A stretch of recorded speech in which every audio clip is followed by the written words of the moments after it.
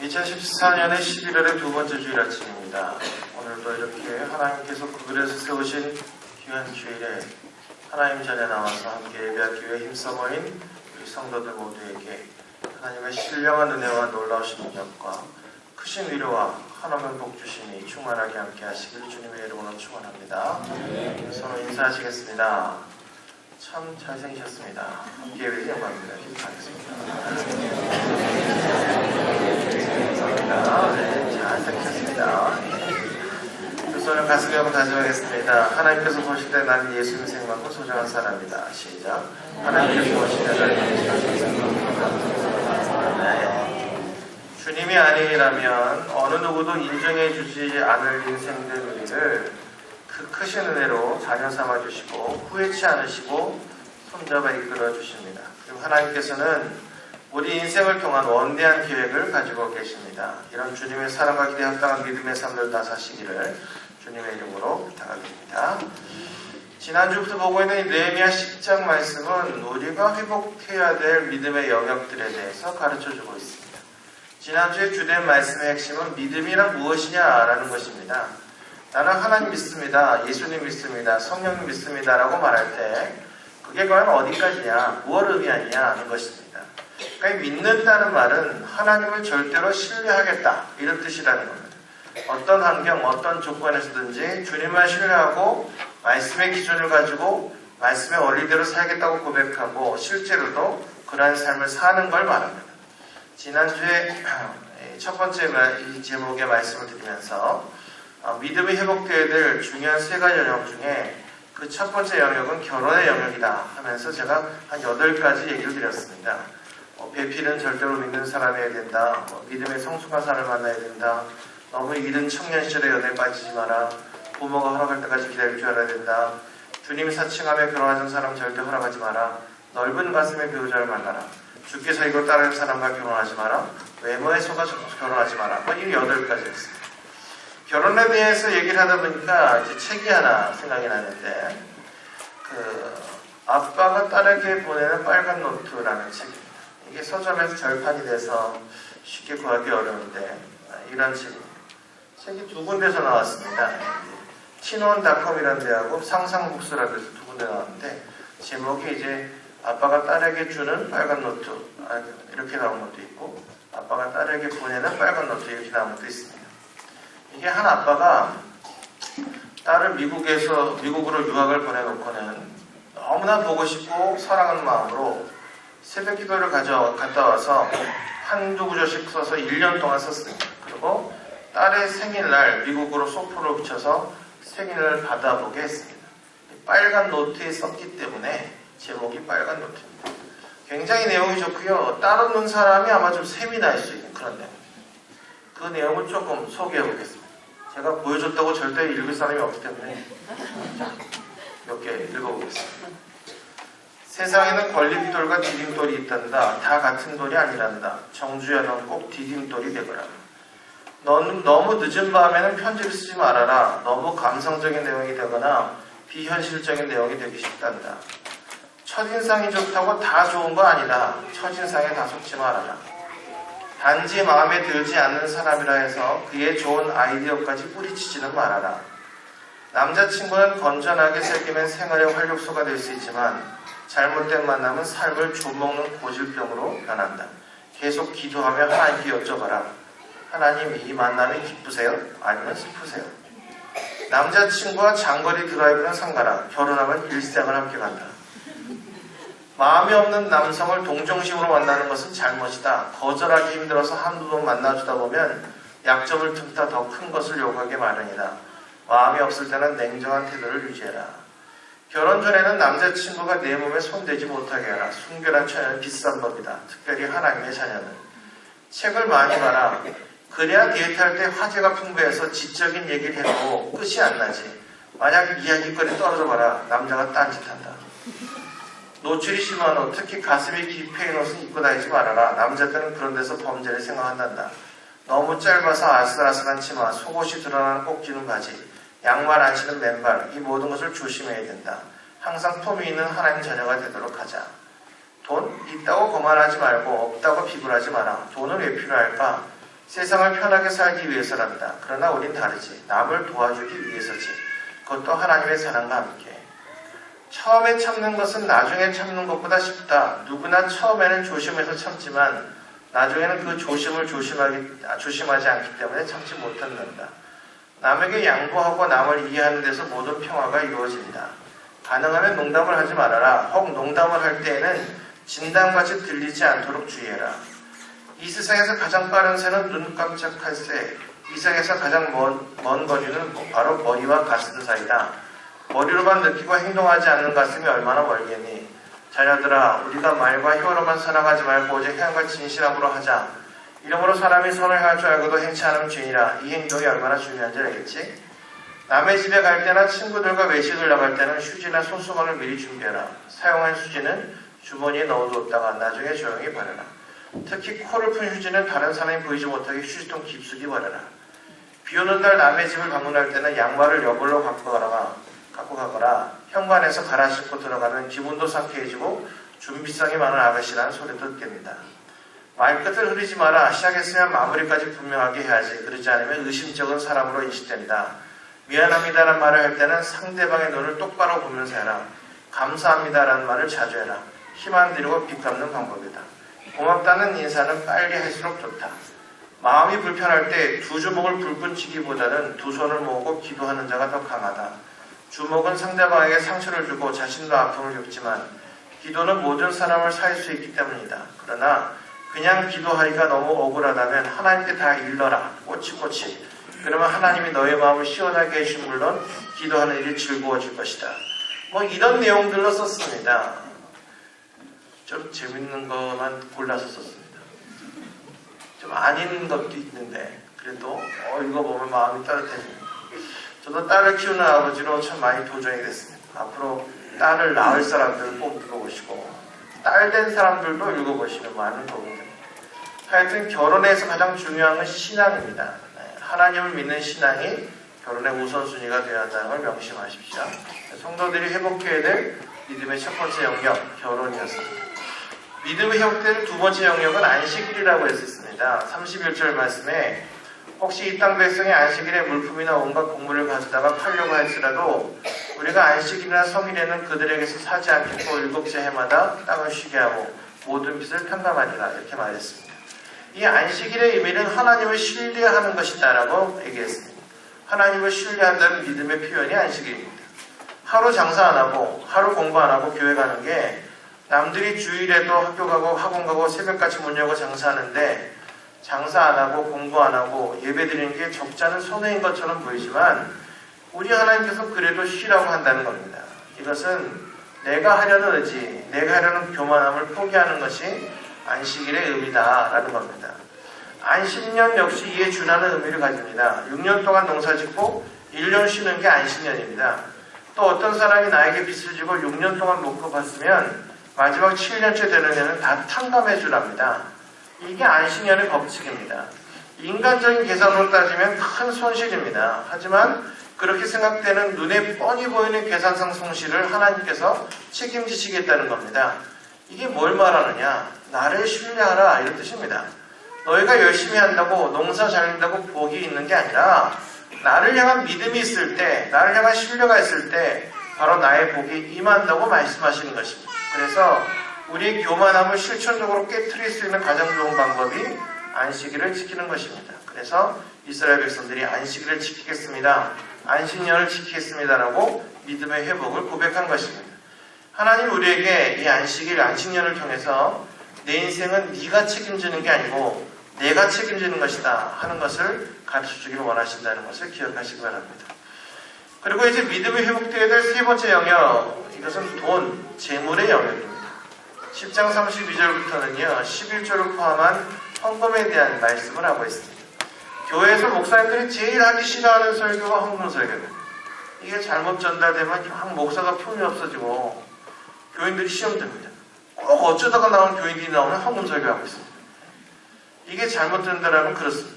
저도 별로 잘 안 하지만 본문에 나오면 합니다. 성경이 지금 이야기하고 있는데 안 할 수는 없으니까 강단은 항상 원칙을 얘기하는 것이기 때문에 얘기합니다. 그래서 성경이 말하는 내용까지만 얘기하니까 오해 없이 들으시고, 성경이 과연 헌금의 헌신에 대해서 어떻게 말씀하시는가 한번 들어보시기 바랍니다. 자, 오늘 본문에서 이스라엘 백성들은요, 돈에 대해서도 하나님을 향한 믿음을 회복하기 원했습니다. 하나님은 돈이 없으신 분이 아닙니다. 돈을 믿느냐, 하나님 믿느냐, 이게 문제입니다. 그래서 마태복음 6장 24절에서는 한 사람이 두 주인을 섬기지 못할 것이니 이렇게 말했습니다. 여기서 말하는 두 주인, 하나님과 재물입니다. 이런 얘기가 있지 않습니까? 어떤 남자가 길을 가다가 요술 램프를 주셨습니다. 남자는 책에서 본 대로 램프를 문질렀습니다. 그러자 램프에 요정이 나왔는데, 이게 지난주에 그 연합고용 예배 때 잘 들으신 분들은 기억날 텐데, 이 램프의 지니가 나타나고 바빠갖고 손 한 가지만 들어드리겠습니다. 그래서 세 가지 들어줘야되는데 한 가지밖에 못 들어줍니다. 남자가 고민에 빠졌어요. 이 돈하고 여자하고 결혼을 다 하고 싶었어요. 하는 수 없이 모두 불러서 나오는 걸 갖자. 꼭 불러오고 있어요. 그래서 외쳤습니다.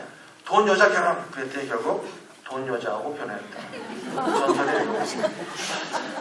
하여튼 두 주인 이해 못하셨으면 그냥 들어봤어요. 두 주인, 하나님과 재물, 이 중에 이 재물이라고 하는 단어를 아람어로 만몬이라고 얘기하는데, 이 만몬은 또 재물을 다스리는 신의 이름이기도 합니다. 다시 말하면 돈의 신의 지배를 받느냐, 하나님의 지배를 받겠느냐, 이런 뜻입니다. 우리는 하나님의 지배를 받기를 원합니다. 그렇게 해서 돈에 대해서도 하나님을 회복하기를 원합니다. 그러면 여기서 왜 돈 얘기를 하느냐? 여기서 11조 얘기도 나옵니다. 이거 알아야 됩니다. 11조는 그냥 헌금이 아닙니다. 우리의 신앙에서 하나님을 신뢰하는 중요한 믿음의 표현이 바로 11조입니다. 11조는 그냥 헌금과 좀 구별됩니다. 힘들거든요. 그리고 손해가 막심할 수 있습니다. 여러분, 여기 10개가 있는데 우리가 있는 10개 중에 몇 개가 주님 것이겠습니까? 사실 10개 다 주님 겁니다. 그 10개 중에 하나를 주님께 드림으로써 10개가 다 주님의 것이라고 고백하는 믿음의 행위, 이게 11조입니다. 11조는 내가 하나님을 신뢰합니다. 그리고 하나님 주신 것을 믿습니다. 이런 행위입니다. 그러므로 11조는 떼서내는 게 아니고 11조는 건들지 않는 것이다. 이런 얘기를 합니다. 여러분 아십니까? 수입이 많으면 많을수록 11조 하기가 어렵습니다. 100만 원 버는 사람이 11조 하는 거 그런 대로 합니다. 근데 1000만 원 버는 사람이 100만 원 11조 이거 어렵습니다. 10만 원과 100만 원은 큰 차이가 있습니다. 100만 원을 11조 할 때는 정말 두려움에 떨 것입니다. 뭐 하나가 막 잘려나가는 기분일 수도 있습니다. 엄청난 대가를 지불한 느낌이 들 것입니다. 그럼에도 100만 원 11조 드리는 것은 주님을 내가 믿습니다. 이 모든 것이 주님 것입니다. 주님 것을 인정하는 백성들에게 하나님 축복할 줄 믿습니다. 라고 하는 믿음의 고백으로 하는 것이 이런 11조입니다. 이 11조에서도 여러분 믿음을 회복할 수 있기를 축원합니다. 그래서 이스라엘 백성들은 부흥이 일어난 다음에 믿음을 회복하는 세 번째 요소로 11조 헌금을 얘기했습니다. 여러분, 주의 것으로 인정하고 드리는 신앙은 곧 하나님이 나를 책임지신다는 것을 믿는 신앙입니다. 이게 연결되어 있습니다. 내가 드리고 마는 게 아니고 하나님이 내 인생 책임지신다는 약속까지 붙어있는 것입니다. 말라기 3장 10절에 뭐라고 되어 있습니까? 나의 창고에 온전한 11조를 드리면 내가 하나문을 열고 너에게 축복하는지 안 하는지 보라. 이렇게 말씀하셨습니다. 교회 중에 아직 11조를 못하고 있는 성도들이 뭐 때문이겠습니까? 믿음이 아직 거기까지 이르지 못하였거나 계산하는 겁니다. 믿음이 아직 거기까지 이르지 못한 사람은요, 하고 싶어도 잘 안 됩니다. 이게 억지로 한다고 되는 게 아니고 또 성령이 억지로 하지도 말라고 그랬습니다. 자칫 잘못하면 불평강 생기고 시험 들고 말기 때문에 믿음이 자랄 때까지 기다리고 신앙적으로 도전받을 때 하시면 됩니다.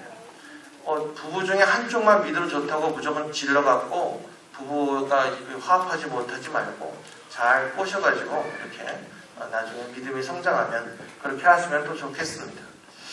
자, 그런데 계산하는 사람들 입장에서는요, 계산상으로 11조 하는 게 분명 마이너스가 딱 나옵니다. 근데 성경이 뭐라고 그럽니까? 세상적으로 보면 마이너스인데 그것에 나에겐 30배, 60배, 100배의 축복을 더한다는 겁니다. 이걸 믿는 게 바로 우리의 믿음입니다. 이렇게 드리는 걸 통해서 하나님, 우리가 하나님을 신뢰하는지 안 하는지를 보기 원하시는 것이고, 하나님은 그 드리는 백성들에게 더 많은 것을 주시기를 원해야 하십니다. 여러분 계산하는 백성 되지 마시고 하나님의 말씀의 기도를 가지고 하나님을 신뢰하는 백성들이 되시기를 축원합니다. 제가 분교회 사역을 93년부터 시작했습니다. 제가 전후방의 연대급 교회만 한 7년 정도 다니겠습니다. 저는 남자 3년 하는 거 한 7년 했습니다. 사실 거기서는 연대급 교회에서는 베푸는 교회로서 역할은 좀 제한이 많았습니다. 재정적으로 뭘 배우고 말고 할 것도 없었고 그저 가계국 쓰는 것처럼 교회 살림을 해야 됐습니다. 그러다 한 8년차 되던 때 여단급 교회 처음으로 이 담양의 11공수 특정여단의 황금박쥐 교회로 도입했습니다. 지금은 황금박쥐 교회 황금비전교회로 이름이 좀 바뀌었습니다. 제가 거기서 비로소 교회 재정을 어떻게 사용하고 뭘 해야 되는지에 대해서 처음 배운 것입니다. 근데 처음에 가보니까 할 얘기는 아니지만 교회 재정이 거의 없었습니다. 이 교회가 자립교회였다는 게 의심스러울 정도였습니다. 그래서 좀 인식하게 지내면서 재정을 조금씩 모았습니다. 그런데 그때 사령부 교회에 헌당이 가까워 있었습니다. 수천 사령부 교회가. 그래서 재정이 400만 원 있을 때 100만 원 건축헌금 보냈습니다. 그럼 그 처지가 크게 개선되지 않았지만 그 다음에 어느 교회라도 군교회가 교회나 교회 교육관을 진다 그러면 공문만 오면 하다못해 소문만 나도 재정에 돈만 있으면 50만 원 이상은 헌금을 보냈습니다. 돈이 좀 모였을 때는 교회가 비만 오면 왕창 막 새기 때문에 큰맘 먹고 비 새는 거 막았다고 아무도 알아주는 사람 없겠지만 본당과 교육관 건물을 모두 다 방수공사하고 최대한 전기, 전력, 승합공사까지 해가지고 모든 사고를 위원회에 방지했습니다. 돈 무지하게 들었습니다. 그렇다고 어디다 내놓고 자랑하자고 한 것도 아니고 안 하면 안 되니까 한 겁니다. 근데 겉으로는 그런 게 하나도 표시가 나진 않습니다. 그래도 이게 적어도 10년은 그 교회를 또 쓸만하게 지켜주었을 것입니다. 그 외에도 별로 편하지 않더라도 꼭 써야 될 것이라면 교회 재정을 투명하게 지출했습니다. 아마 쓴 것만 보면 교회 규모에 비해서 무지하게 썼습니다. 그냥 생각하면 재정은 바닥을 보였어야 됩니다. 그런데도 제가 떠나올 때 제가 인수받은 재정의 10배 이상을 남기고 다음 교회로 이임을 할 수 있었습니다. 저는 우리 상무대교회에서도 그렇게 일하고 있습니다. 해야 될 것은 부지기만 되면 무조건 합니다. 하지만 아무리 좋다고 해도 마음에 있어도 별로 중요하지 않고 실용성이 없고 꼭 지금 하지 않아도 되면 그냥 안 하고 기다립니다. 여러분 세상적으로 계산해보면 주고 또 쓰면 마이너스가 돼야 되는데 이상하게도 어려운 사람 도와주고 힘쓰는 교회에 협력하고 교회와 하나님을 위해서 꼭 해야 될 일 쓰니까 그 통장이 마이너스가 되는 게 아니라 오히려 플러스가 되더라는 겁니다. 없다고 말하지 마시기 바랍니다. 여러분들은 줄 수 있는 무언가를 가진 백성들입니다. 없다고 말하지 말고 그것을 주면 하나님이 하늘문을 열고 30배, 60배, 100배로 주시는 것을 믿으시기 바랍니다. 그 증인이 바로 지금 이 시대에 쓰임받고 있는 교회들인 것입니다. 그래서 우리가 깨달아야 될 게 있습니다. 하나님을 우선적으로 섬기고 주신 재정을 하나님 나라에 쓰겠습니다. 이렇게 말하는 겁니다. 이게 돈 벌어서 남 주자는 얘기입니다. 쉽게 얘기해서. 그러니까 여러분, 여러분의 믿음의 수준대로 헌금할 때 그게 작더라도 지금 여러분 11조를 하든 그냥 헌금하든 간에 그게 작더라도 인색한 마음으로는 하지 마시기 바랍니다. 적더라도 적게 내더라도 감사하고 기꺼운 마음으로 하시고 남을 도울 때도 인색하지 마시기 바랍니다. 머리로 계산하면서 똑똑한 척할 필요 없습니다. 100만 원 수입 중에 11조로 10만 원 드리고 나면 나는 90만 원 가지고 살아야 되지만 이 100만 원씩 주님께 감사하시기 바랍니다. 이 90만 원이 900만 원이 되고 여러분에게 9억과 900억을 맡길 수 있는 복으로 믿음을 인정받는 역사가 일어날 것입니다. 나의 삶 전체를 하나님이 책임지신다는 것을 믿음을 가지시기 바랍니다. 그게 공부하는 것도 그렇고 돈 버는 것도 그렇고 사역하는 것도 다 그렇습니다. 다 하나님 손에 있습니다. 하나님이 주장하고 계십니다. 주님, 물질에 있어서 믿음을 회복하겠습니다. 나의 뛰어난 머리가 나의 재테크 능력이 아니라 하나님의 뜻 안에서 나누는 것이 내가 잘 사는 비결이라는 걸 믿겠습니다라고 고백하는 믿음이 여러분에게 있기를 원합니다. 사랑하는 여러분, 오늘 이 아침에 우리의 믿음을 회복할 수 있으면 좋겠습니다. 사명자는 믿음이 있어야 합니다. 믿음은 어떤 환경, 어떤 조건에서든지 주님만 신뢰하고 말씀의 원리대로 살겠다고 고백하고 또 실제로 그러한 삶을 사는 사람들입니다. 이렇게 하나님께서 세우신 사명자들은 결혼에 대한 믿음도 있어야 한다 했습니다. 거기서 하나님을 신뢰해야 됩니다. 안식일과 안식일을 통해서도 나의 삶 전체를 하나님이 책임지는 믿음이 있어질 줄 믿습니다. 공부하는 것, 돈 버는 것, 사역하는 것, 여기서도 하나님의 손에 달린 하나님이 주장하시는 것이라는 믿음이 있어야 합니다. 여러분, 아직은 은행 금리가 바닥권이지요. 은행에 맡기면 몇 분의 2제밖에 못 받지만 하나님 나라 들이면 하나님의 31배 100배로 우리 복주신 역사가 일어난다는 겁니다. 이건 평생과 내세의 복입니다. 그러므로 사람을 신뢰하는 것이 아니라 하나님을 신뢰하는 백성들이 다 되시기 바랍니다. 그래서 우리들의 믿음이 회복되고 삶의 전 영역에서 하나님을 인정하게 되고, 그래서 믿음의 결단들이 서고 믿음대로 실제로 살아가는 능력을 세상 가운데 떨치는 상대교회 충성스러운 성도들이 되시기를 주님의 이름으로 축원합니다.